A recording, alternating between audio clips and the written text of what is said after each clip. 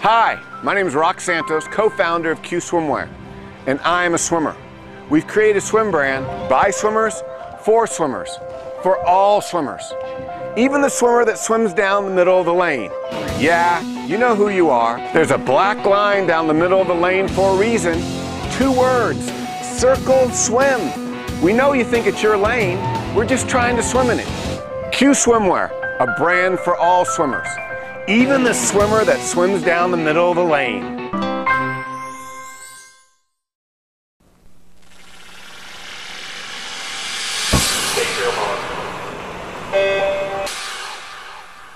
This is the Morning Swim Show for Wednesday, January 12th, 2011. I'm Jeff Cummings, filling in today for Peter Bush, and in the Finis Monitor today, we'll talk to Clark Campbell. He's the head coach of the Kansas women's swim team, which just returned to Lawrence after holiday training and a few dual meets.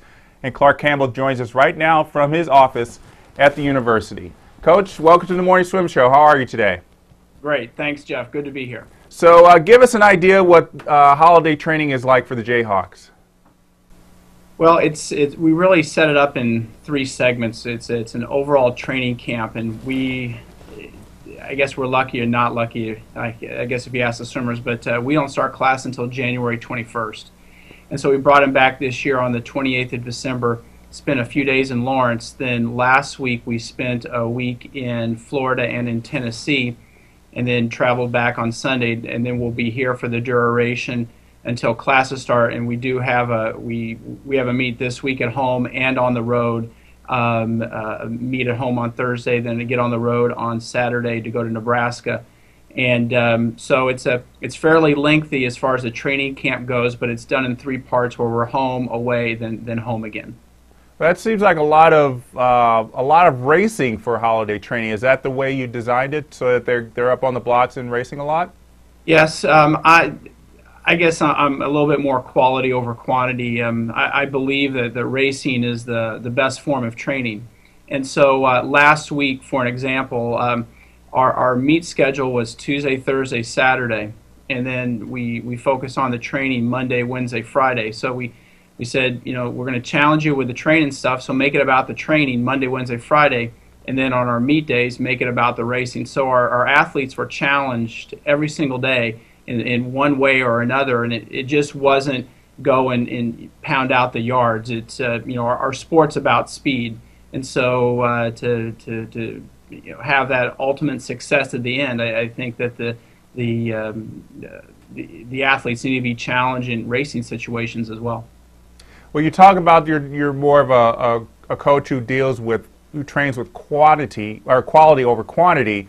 How does that work with your distance swimmers, who, you know, obviously your milers and things like that? I would say that if the milers were sitting here right now, they would argue that I'm definitely a lot more quantity than quality. Our program is very individualized, and so those athletes do significant more volume than the rest of the team. So we have the individual thing going on, but our distance swimmers do a lot of race-paced training.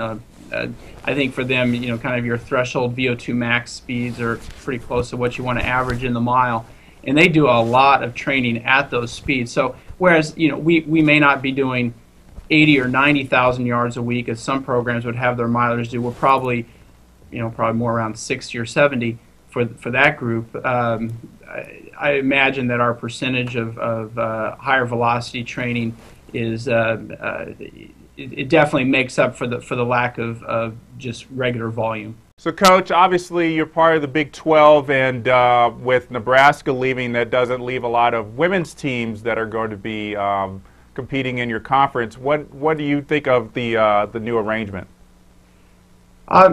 You know, Nebraska is a very good rival for the University of Kansas, so we're sad to see them go, but at the same time we understand why they left.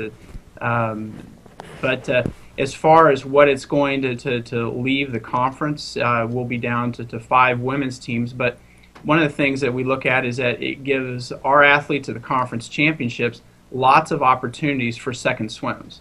The conference is really fast at the upper end with Texas and Texas A&M, and you know, us and Mizzou and Iowa State all have swimmers that, you know, get in those top 8 or so positions. But to get a second swim at a conference championship, that's what a lot of athletes strive for. And so now in the Big 12, there's going to be even more opportunity now that we're, after this year, be down to 5 teams. And moving up to the NCAAs, you've got a swimmer who could conceivably make the championship final in both backstrokes, Yulia Kuzel. How did you find her in the Ukraine and convince her to come swim for you at Kansas? Well, she actually found us. We were very fortunate and kind of lucked out. Yulia did not have much background. She was friends with a former swimmer of ours from Russia, Maria Morovich. They knew of each other before Yulia stepped on campus, and Maria said, why don't you take a look at her? She's pretty good, and she was short course meters coming here. She was only maybe 102, 103, but she had a very diverse athletic background. She did a lot of land-based sports and is very, very athletic. And so we said, let's go for it. And she has really became a very good swimmer. She's worked really hard and done the little things. And I agree that she could be. She won both consolation finals last year, and she's doing better now than she was this time last year. So she definitely has an opportunity to be top 8 in both backstrokes. What do you think, not necessarily time-wise, but just in trying to prepare her for the NCAAs, what's it going to take for her to be able to swim in that championship final?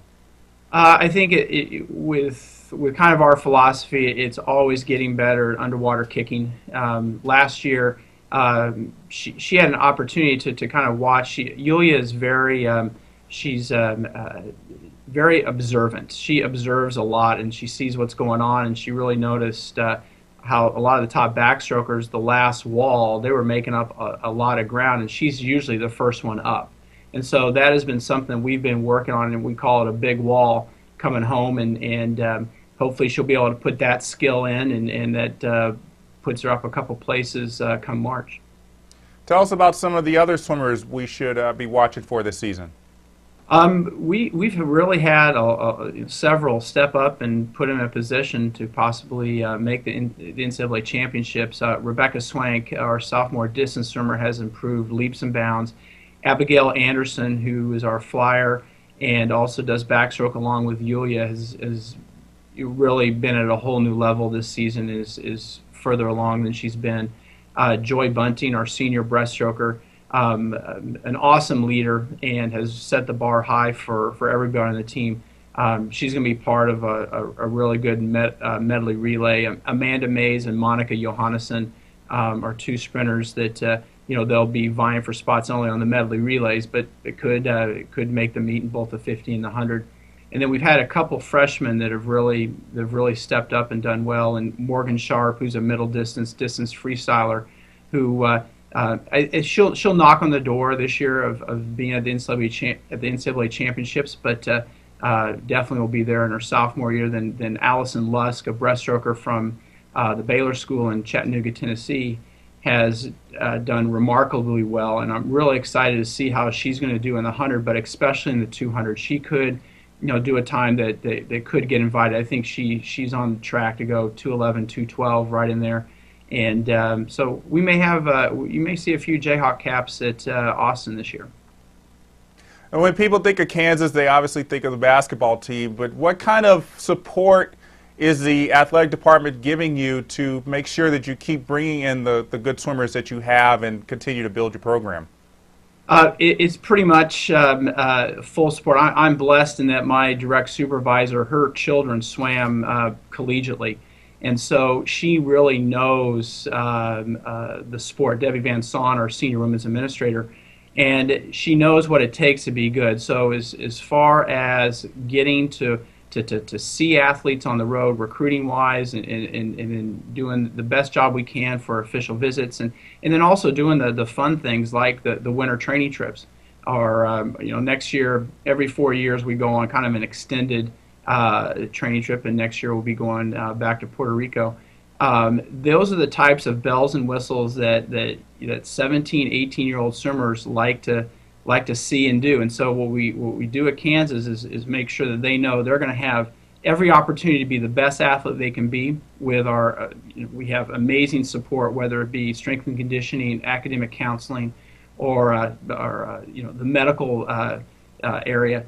And then they're also going to have some neat opportunities of competing against the best people in the country. This fall we went to Arizona during our fall break, and then we went to the Georgia Invite, and then we did the latest travel to Florida and to Tennessee. And so they know they're going to have a first-class experience when they come to Kansas. Well, Coach, I think it looks like you guys are really in a good place for your swim program. Good luck to you this season, and we'll see how you guys do at the conference and NCAAs. Thanks a lot, Jeff. It was a pleasure. All right, that's Coach Clark Campbell from the University of Kansas, and that's our show for today. I'm Jeff Cummings. Thanks for watching.